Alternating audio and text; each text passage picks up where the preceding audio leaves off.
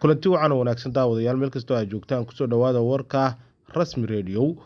Xukuumadda Somaliland ayaa meel adag iska taagtay wada hadallada u dhexeeya Soomaaliya iyo Itoobiya iyadoo uga socda dalka Turkiga kaasi oo salka ku haya sidii loo soo afjari lahaa ama loo soo gunaanadi lahaa isafgaradkii ay wada gaareen Itoobiya iyo Somaliland. Itoobiya loo saxeexay qaybo ka mid ah biyaha Soomaaliya.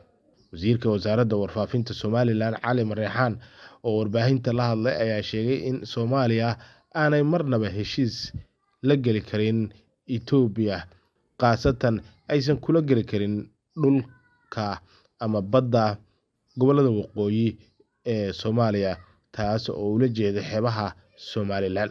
Sidoo kale waxa uu si cad u sheegay in heshiiska ay dowladda federaalka Soomaaliya ay doonayso inay gasho inuu la mid yahay kii ay iyagu la galeen Itoobiya xilli uu magaalada Ankara ee dalka Turkiga uu Soomaaliya iyo Itoobiya uga soconayo wada hadal ama wada xaajood xal loogu raadinayo sidii xiisadda dhinaca badda u dhaxaysa Soomaaliya iyo Itoobiya loo dhammayn lahaa.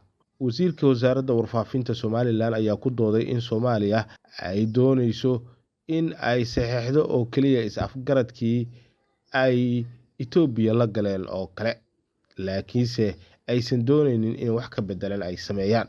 Dowladda federaalka ee Soomaaliya ayaa ka shanqarisay in Itoobiya ay u ogolaan doonaan oo kaliya in heshiis ganacsi ay la galaan kaasi oo la mid ah kan u dhexeeya dalalka Djibouti iyo Itoobiya ee sida caalamiga ah dekedda dalka Djibouti.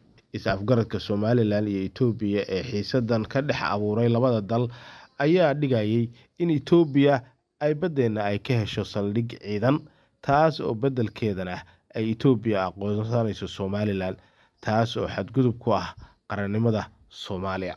Ra'iisul Wasaarihii hore ee Soomaaliya Cumar Cabdirashiid Cali Sharmaarke ayaa ka digay in dowladda Soomaaliya ay hogaaminayo madaxweyne Xasan Sheekh Maxamuud ay aqbasho in Itoobiya ay xuquuq ay ka hesho dhulbadeedka Soomaaliya. Waxa uu si gaar ah uga digay in madaxda Soomaalida ee ku sugan Ankara in heshiis kasta oo lala galo Itoobiya uuna ku jirin ama aysan ka mid ahayn in Itoobiya ay saldhig ciidan ay ka samaysato biyaha Soomaaliya. Ra'iisul Wasaarihii hore ee dalka ayaa sidoo kale waxa uu bogaadiyay dadaalada dowladda Turkigu ay ku doonayso inay ku soo afjarto is-afgaradkii gardarrada ahaa ee Itoobiya ay ku wajahday midnimada dhuleed ee Soomaaliya.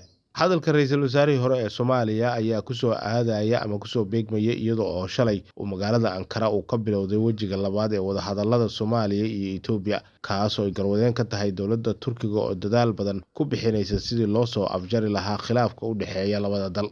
Dowladda Turkiga oo dhinacyada isku soo jiidaysa ayaa dhawaan sheegtay in xiisadda u dhaxaysa Muqdisho iyo Addis Ababa lagu soo afjari karo in Itoobiya ay galaangal u yeelato biyaha Soomaaliya iyadoo oo ixtiraamaysa madax-bannaanida Soomaaliya. Haddaba middan Soomaaliya ma diidana, balse waxa ay ka soo horjeedaa in qaybo ka mid ah baddeeda la siiyo Itoobiya, waxaana kol hore sheegay madaxweynaha Soomaaliya Xasan Sheekh Maxamuud iyo weliba dowladdiisa waxay sheegeen inaysan diidanayn in Itoobiya baddeena ay ganacsi ahaan uga faa'iidaysato, balse aysan rabin in ay saldhigyo ciidan iyo weliba arrimo kale ay ku yeelato. Waa hagaag daawadayaal, intaas ayaan kusoo koobaynaa warkii koobnaa rasmi radio.